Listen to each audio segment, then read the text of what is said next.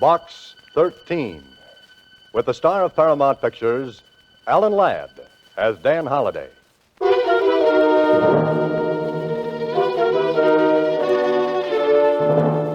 Box 13. Box 13. Box 13. Box 13.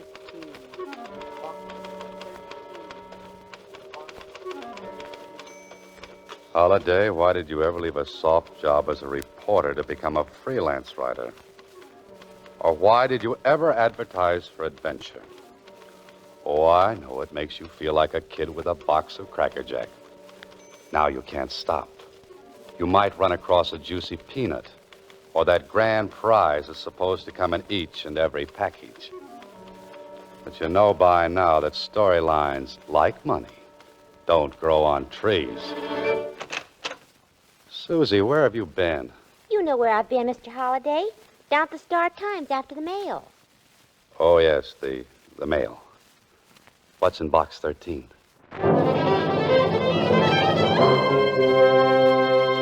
Box 13, starring Alan Ladd as Dan Holliday.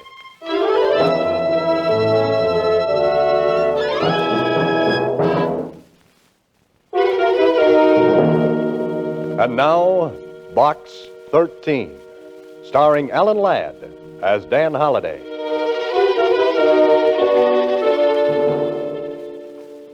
Box 13. I wish I'd never rented the thing. Wish I'd never even thought of it. Mr. Holliday, you're early this morning. Well, I had to see if my new secretary's on the ball. You know, since you rescued me from that nut factory down at the Star-Times, I'd work my fingers off the elbows for you. Uh-oh, now take it easy, Susie. You'll need those elbows to lean on when things get dull around here. Dull? Oh, things don't get dull around you, Mr. Holliday. Hey, what's that you're writing, a love letter? Yeah, it's a love letter to your publisher. Uh-oh. He wants to know where are the chapters you promised for the new book. And what are you telling him, Susie? A lie. A big fat one. Thanks. By the way, where are those chapters, Mr. Holliday? If I had them, my secretary'd have lots of extra work. You don't like extra work, do you, Susie? I don't like your worried look.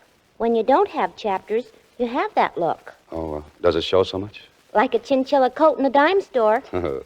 It's the hallmark of my profession, Susie. Say, what was in box 13 today? Some goof wants you should fly to Mars with him in his homemade rocket. Oh, brother. Oh, yes. There was a ticket to a radio broadcast. Radio broadcast?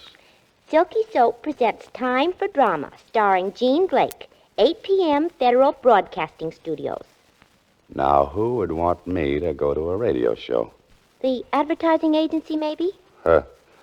Those guys don't read Adventure Wanted ads. Too busy dreaming up singing commercials. Someone wants you should go to that broadcast awful bad. Yeah. She wrote please in the back of the little envelope. She? Yeah, she. And I don't like her taste in lipstick. The one she wrote this with is the color of blood.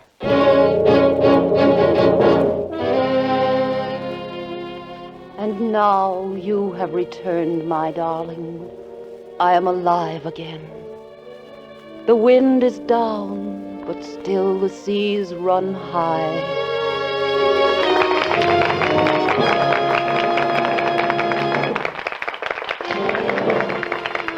Time for Drama has presented The Wind is Down, starring Jean Blake.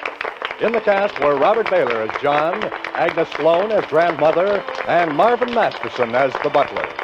This is FBC, the Federal Broadcasting Company.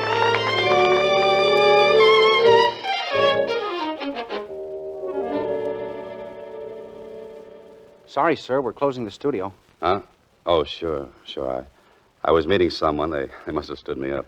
Someone in the cast, sir? Yes, it could be. I think they've all gone, but you might try the stage entrance. Oh, thanks. How do I get there? Around to the back of the building, sir, just opposite the parking lot.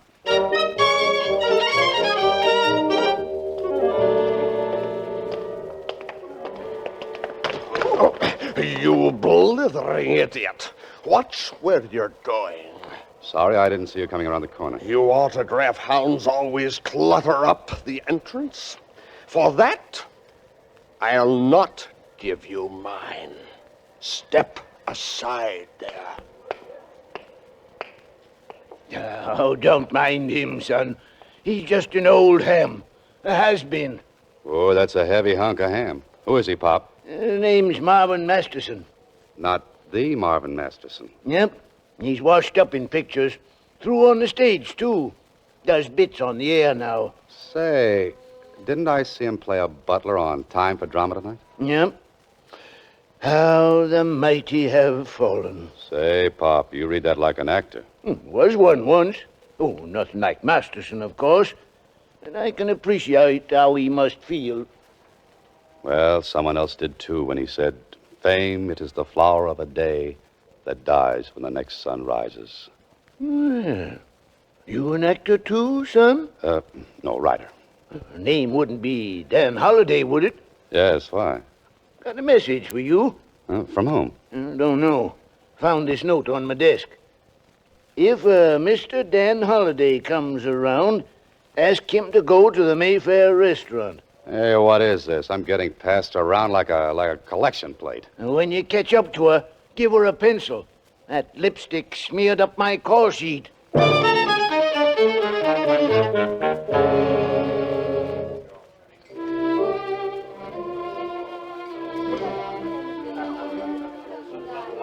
Ah, Monsieur Halliday, it is an honor to have you once more at Mayfair. You have deserted us too long. Working hard, Henri? Always. But tonight, you relax. You have fun, eh, Monsieur Halliday? What do you mean? A charming young lady waiting for you at your table. Oh, I'd hoped you'd come, Mr. Holliday. Why, you're Jean Blake. Yes, I must talk with you. We'll order later, Henri. Now, what is this all about? Oh, I suppose I am being rather mysterious. I'm used to mystery. Besides not owning a pencil, what's your problem? Pencil? Yes, that lipstick you write notes with comes off on things. Oh. I'm in danger, Mr. Holliday. Grave danger. But why come to me? I know about you in Box 13. You advertise adventure wanted. Will go any place, do anything. I need help, so... So? Mr. Holliday, I'm going to be killed.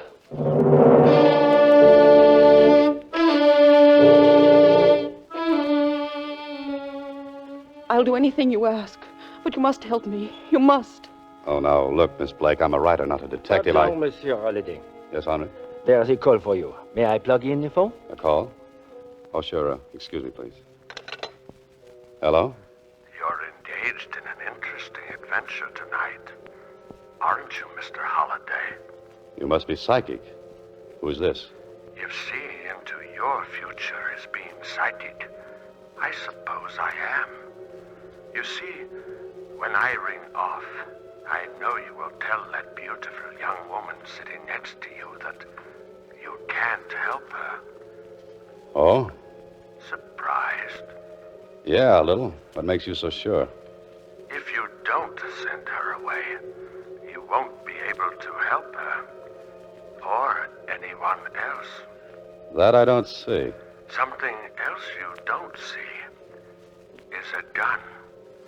It's aimed precisely between your eyes. No, don't look around. You can't see it from there. But an expert marksman can see you, however. Every move. You're in this restaurant? Interesting situation, isn't it? Hundreds of people around you, and you don't know which one you're speaking with. Or which will shoot you if you don't do what you're told. Get rid of that girl, Holliday. Now.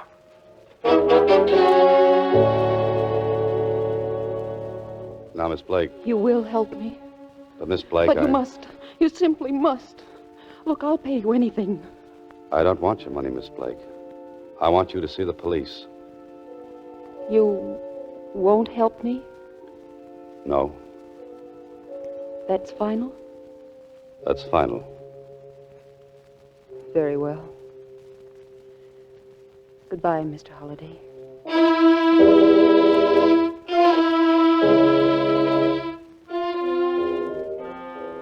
Well, nice going, Holiday. A young woman in distress pleads for help, and what do? Send her out into the night alone. But you had to do it, so that that madman on the phone wouldn't hurt somebody.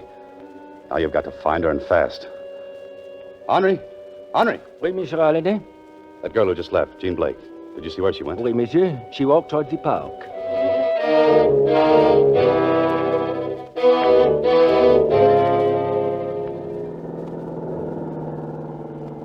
Well, this is the park, but no Jean Blake. Oh, there she is. Miss Blake! Miss Blake, wait! It's all right, Miss Blake. It's Dan Holliday. Oh, but I thought... No time for thinking. Get in my car quickly.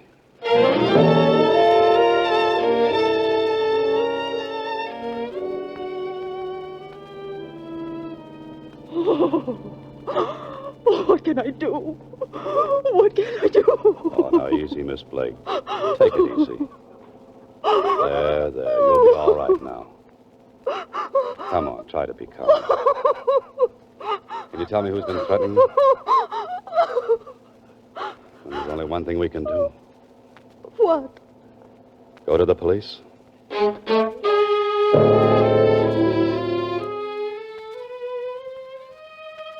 can relax now, Holiday. You're off that hook. The Blake gal's probably back home, and you can bet they put a cop to stand guard at the door. Sure, Holiday, this would have made a great springboard for a yarn. But you're out of it now. So I'll just forget the whole thing. Anyway, what would you have done for the last chapter? Last chapter. Of course, if you should go back to the Mayfair for lunch tomorrow, you just might run across something interesting.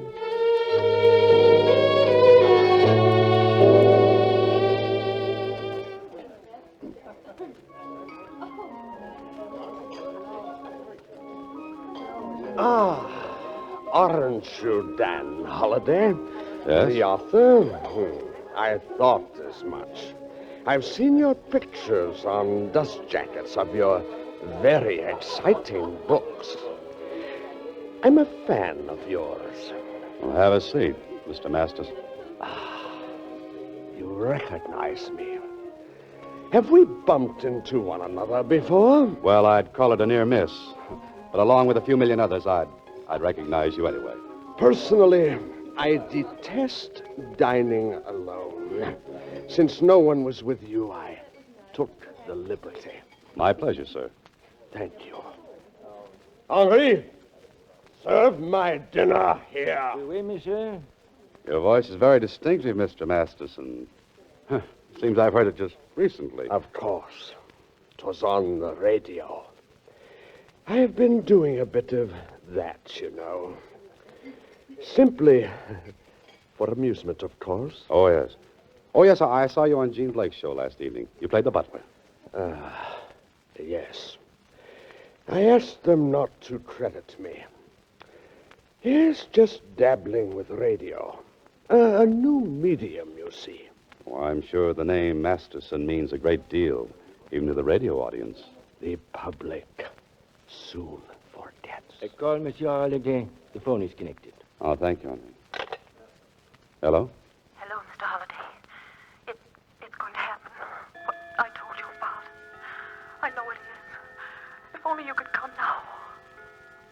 No. No, don't shoot. Hello? Hello? Good Lord. Holliday, what's wrong? Jean Blake. She's just been murdered.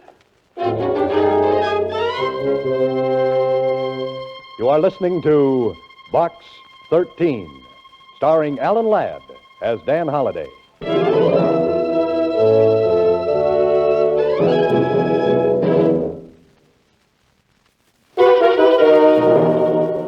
And now, back to Box 13, starring Alan Ladd as Dan Holliday.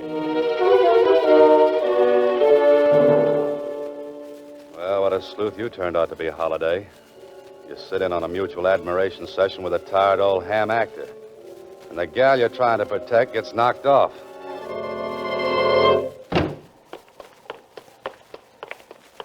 Hold it, Mac.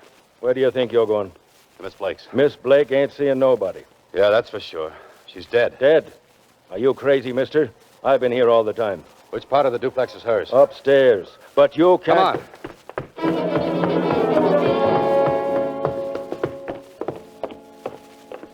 This it? Yes, but I... Come on, bust it in.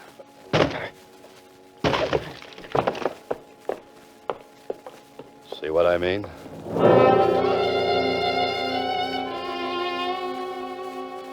Suicide, huh? What did she take? Suicide. You better look again.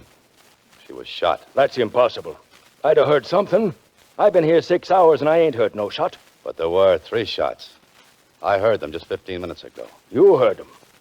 You wasn't here 15 minutes ago. Or was you? Were you? I told you I've been here 6 hours. Didn't you leave for cigarettes or something? I told you I've been here. Yeah, I know you've been here 6 hours. But who was around before I got here? No one. That is, nobody but them.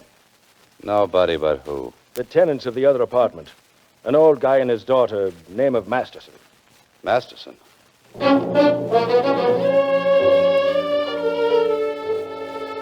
Look, Mac, you know too much about this. I'm holding you till I get the inspector down here.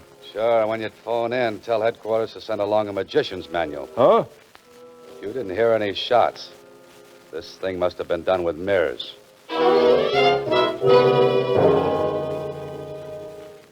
Did you talk to Miss Blake after you left her last night? No, not till she phoned me this noon, Inspector. At the restaurant. She phoned you at the restaurant this noon. Yeah, that's right. I was having lunch with the guy from downstairs, Marvin Masterson. Well, I got news for you, Holliday. If you talked to anybody, it wasn't Miss Blake. What do you mean? She couldn't have telephoned you. She's been dead over 12 hours.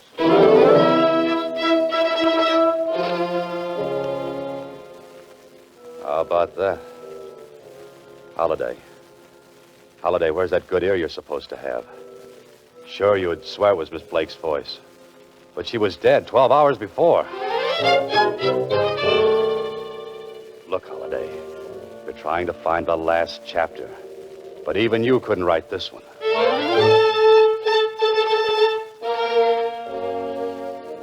But it was her voice. Come on now, think, Holliday.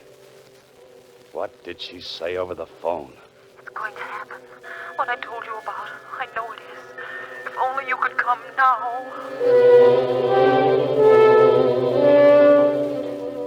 There was something else that came over that wire. Something a good ear would have picked up. If only you could come now. If only you could come now. Think, Holliday, think. What else did you hear over that phone?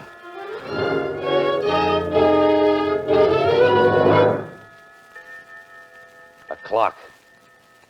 A clock sounding the Westminster Abbey chimes.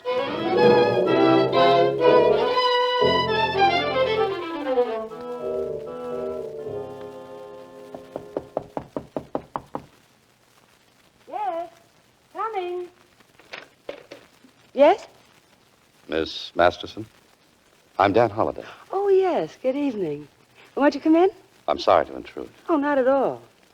Father told me he lunched with you this noon. Oh, yes. Is your father at home? No. Oh. Is there something I can do? Oh, yes. Answer a few questions, if you will. Well, if it's about that poor girl upstairs, the police have already questioned Father and me extensively. Poor Father. He was so upset he went out to our beach cottage for a few days. I'd like very much to know... Can't you get your information from headquarters? No. Why? You see, I know more than the police do. Isn't withholding evidence a crime, Mr. Holliday? Yes. So is aiding and abetting a murder. I'm afraid that's not very clear. Some details are not clear to me. That's why I'm here. Are you insinuating that... No, I'm accusing Accusing whom of what? a father and his daughter of murder and abetting a murder, respectively. That's ridiculous. I don't think so. I get it. This is just a gag cooked up between you and my father. Well, it really isn't very funny. It's no gag. Your father murdered Jean Blake.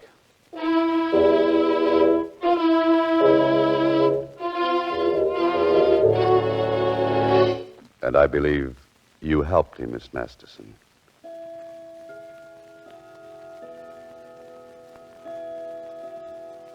And now I'm sure of it. Is my silence that expressive? No, but your clock strikes the Westminster chimes. Chimes? I don't see what they've got to do with it. I see several things. Your fancy record player, for one. It does have an attachment for making recordings, doesn't it? Mr. Holliday, you have no right to ask questions.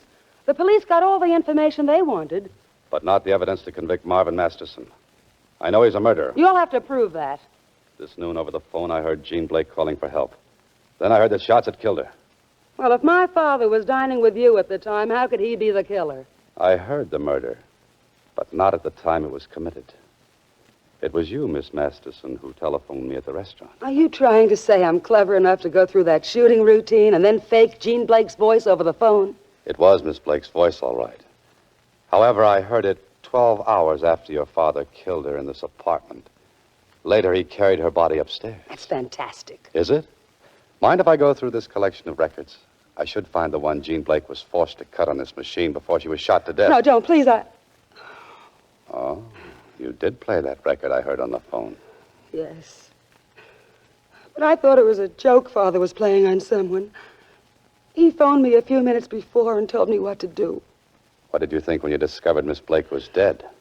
I was frantic. You see, Father warned me to forget all about the record. He refused to answer any of my questions. Mr. Halliday, my father can't be responsible for this tragedy. He's just a broken old man. He was the idol of millions for so long, and now they don't want him anymore. It's breaking his heart. And please, I'm begging you to forget all about this, Mr. Halliday. I thought you might be innocently involved.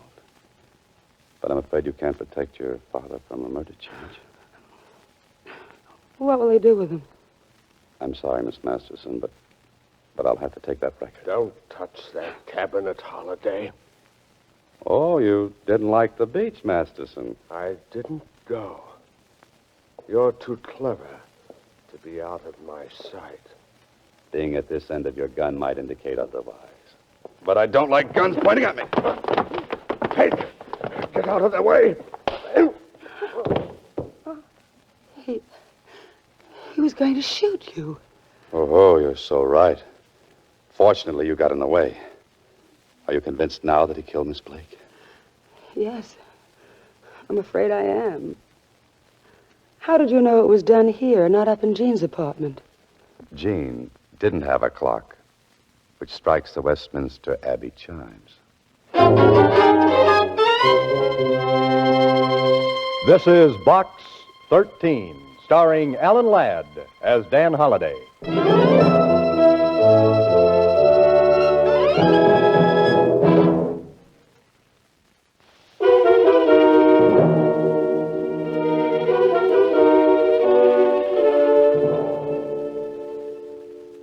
What is station high? 'Tis a proud benefit. It boasts and begs. It begs alms of homage from the throng, and oft the throng denies its charity. Holiday, What's that, Inspector? I said that Masterson was a fool. Imagine his insane jealousy of a young performer leading him into a murder plot. Oh, I know, but after all, look at it from Masterson's viewpoint. He'd been a great star, now he was reduced to playing a bit. Support of a girl he considered an upstart. Yeah. Well, it's too bad. Yes, his thinking went awry on him. He figured if he got rid of her, they might rebuild the show around him. The old boy was nutty as a peck of peanut brittle. Well, Mr. Holliday, Should I go over to Star Times and see what's in box 13? Oh, not this morning, Susie. Today we work. Chapters for our publishers? Chapters for our dear publisher. Good. Oh, say, before we start, there's a letter here for you. A letter? What's it say? It's from the man who owns the apartment building where you live. Yes? It says, your rent is past due. Get it up or get out. Oh, fine.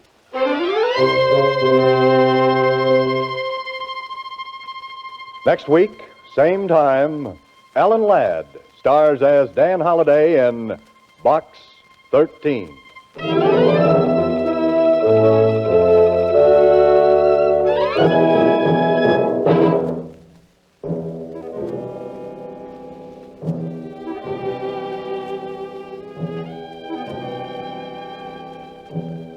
Alan Ladd appears through the courtesy of Paramount Pictures and may currently be seen in Wild Harvest.